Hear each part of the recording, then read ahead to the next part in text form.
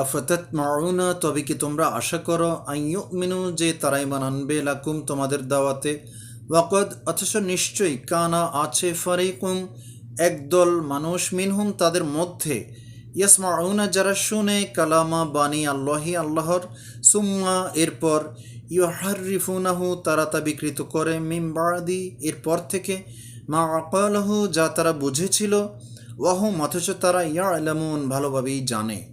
এটা ইহুদিদের একটা শ্রেণীর কথা বলা হয়েছে এখানে।